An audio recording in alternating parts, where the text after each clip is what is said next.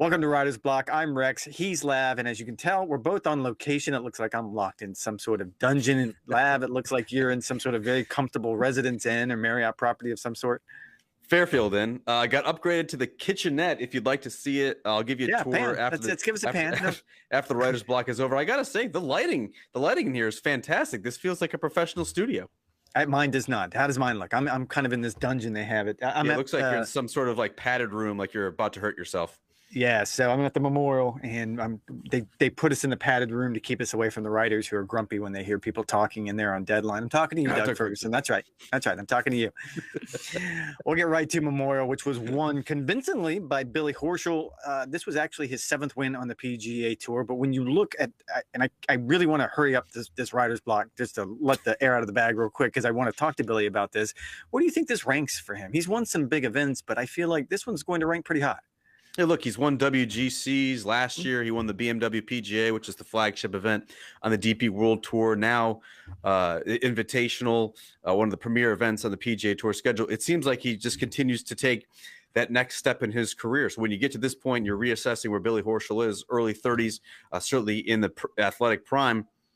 There's one step left. That's for him to challenge in a major championship. Really hasn't done that throughout the majority of his PGA Tour career, now almost a decade on the PGA Tour. I don't think there's any reason when you look at his skill set, his comportment, his temperament on the golf course, why he shouldn't be able to put himself in contention more for the major championships. When you look at the next couple of months on the PGA Tour schedule, I think they're very important for him, not just because you have 2 majors left in the schedule.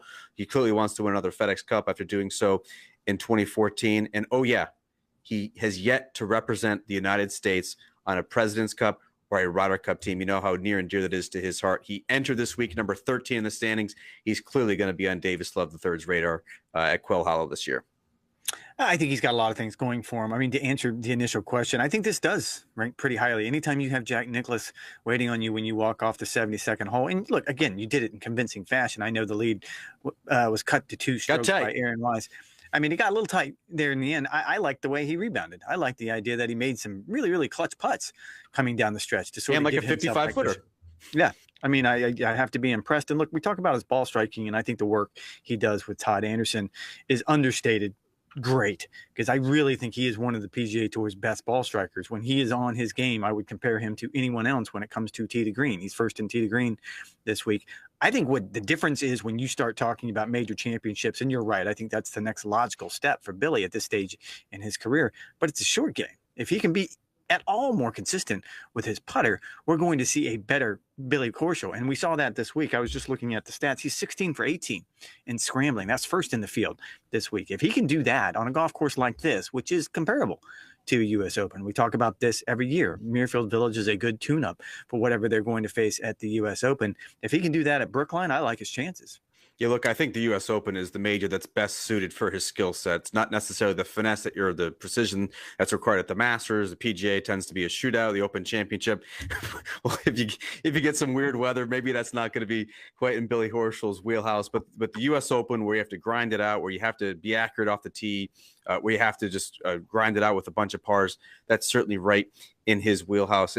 And Rex, I don't think it can also be understated just his doggedness. Coming off a miscut last week at Colonial, turned it around and was lights out from tee to green. So sometimes those miscuts can certainly be blessings in disguise. You see, when Jason takes the headline away, this is no different. That was as short as I can go. That was as short as I can go. Yes. No, Jason, throw the new headline up there. That's how we're going to push him along on this, because he's never going to learn if you just continue to run through stop signs.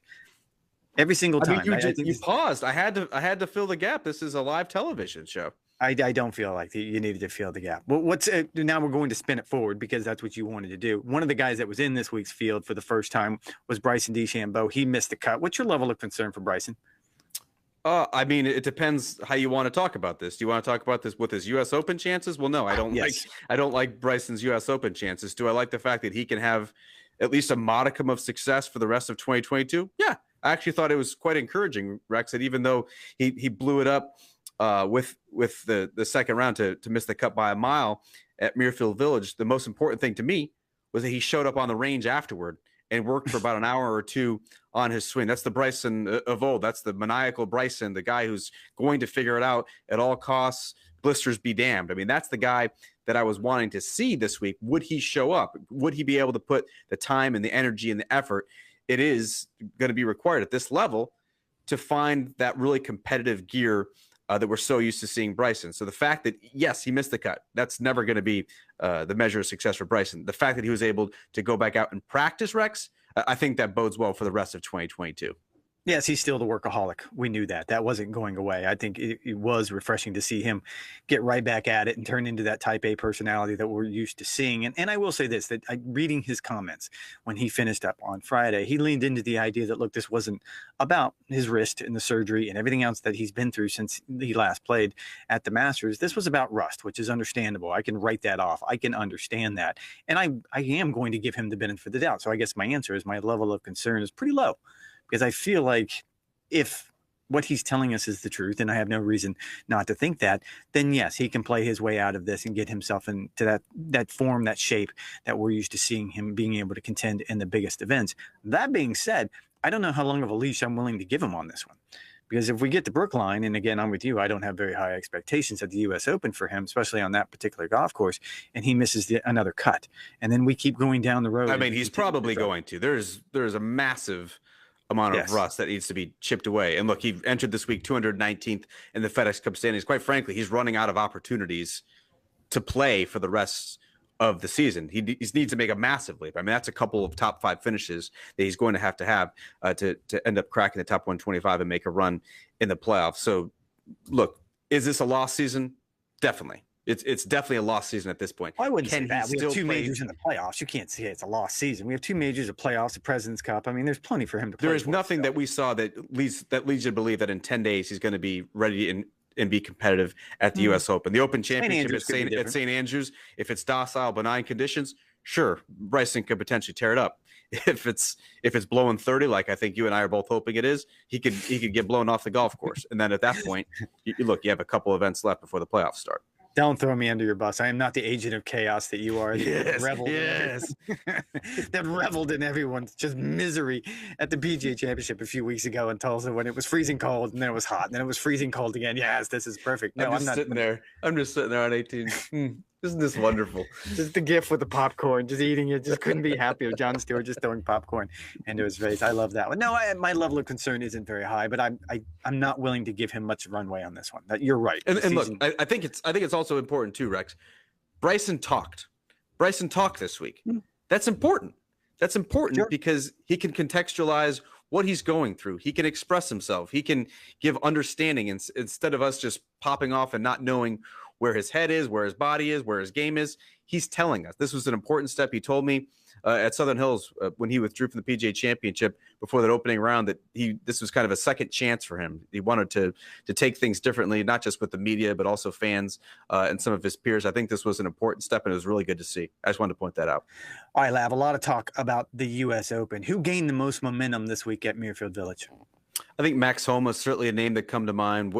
Run just last month at the Wells Fargo Championship, had his best ever finish in a major championship with a tie for 13th at the PGA, and then he racks up another top 10 where, boy, even could have been better if not for a couple of double bogeys on the back nine on Sunday. And then, Rex, you look at a couple of the protagonists that we had just a couple of weeks ago at Southern Hills. Will Zalatoris, who lost in that playoff. Just Justin Thomas picked up another top 10 on a Ball Strikers golf course. And then how about a tip of the cap to Mito Pereira, the 72nd hole leader at the PGA Championship at Southern Hills, leading by a shot on the final hole, ended up making double bogey to miss out on the playoff by 1. All he has done since that disappointment, Rex, back-to-back top 15 finishes. This year could have gone an entirely different direction. I don't think anyone would have blamed him or discounted him if he had back-to-back miscuts and said 2 top 15s. Not saying he's going to win a major championship this year of the 2 that are remaining. Wouldn't surprise me at all, though, if he picked up a W this year.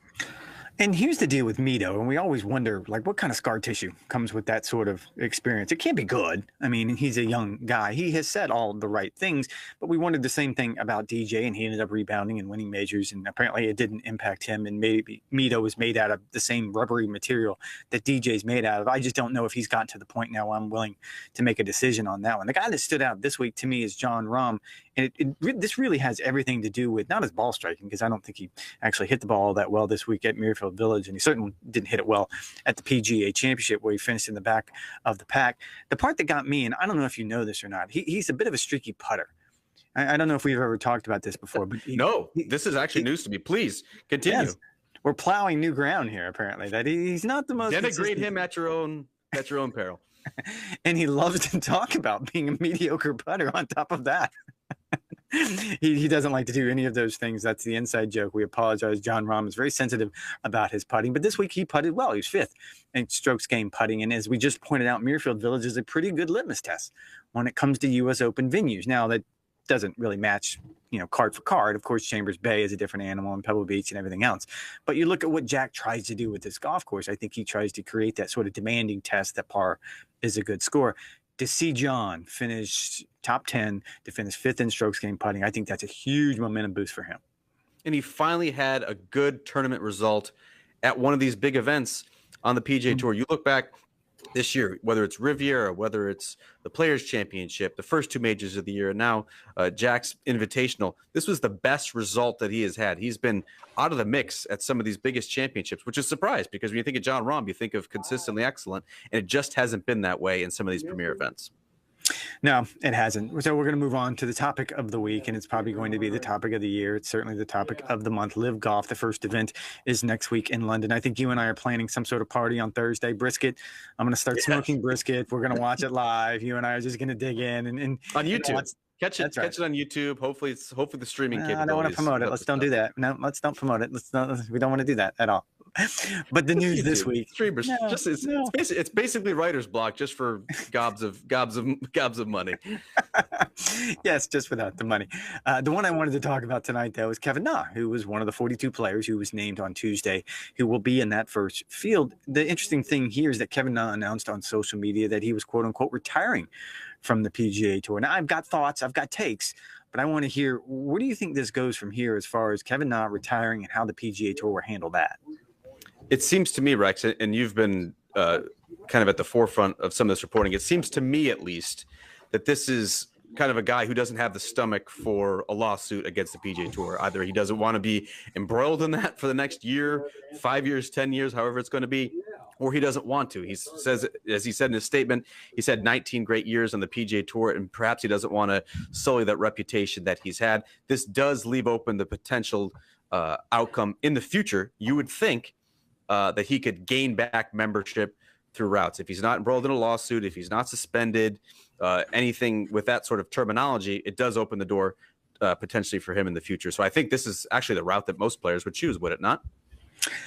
I think that remains to be seen. I think there will probably some who follow Kevin Na on this path, and you're probably right. That's the most likely option here. And he even talked about it in his post on social media, saying that this is kind of trying to avoid that legal battle that we all know is coming. The part that I was struck with is the idea that, and I wrote about this on Friday, I don't think there's a road back for many of these guys. I'm not going to say all of them because you have some young players. Taylor Gooch is in his early 30s. So you never want to say never with someone who's got at least, let's say 50 years ahead of him. I think anything can change. But when it comes to Kevin Na, I'm struck by the fact that if he is doing this just for no other reason than I want to avoid the legal ugliness of it all, and I can certainly appreciate that, I'm not quite sure this dovetails with exactly what Live Golf would want in this situation. I think Live Golf wants to promote, they want conflict in this. They want the PGA Tour to push back so they can then go to court and say, look, they're not independent contractors, they're being denied their right to work.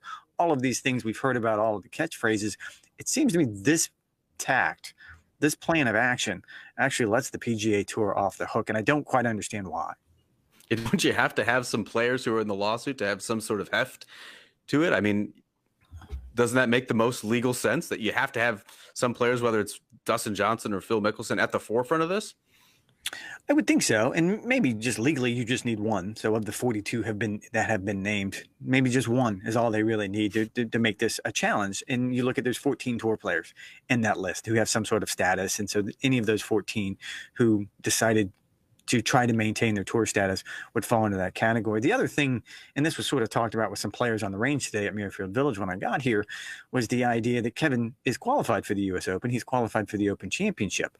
And if he did not want to have to confront the USGA and the RNA over those exemptions, if he really wanted to play those two major championships, the best way to avoid that was to retire from the PGA Tour. Thereby, he's avoiding any type of suspension. And a suspension is probably something that the RNA and the USGA could use in theory because to he's keep him still out of technically not. Yeah. So he's still technically in good standing, even though he's resigned. Exactly. So that was the other thing that got brought up, although I think there's probably not much to that either, because I think the USGA is leaning towards the idea that they're short on time. They couldn't suspend these players even if they wanted to. Even if they wanted to try to keep them out of the US Open in 2 weeks, they don't have time to do that. So I'm a little dubious even of that logic.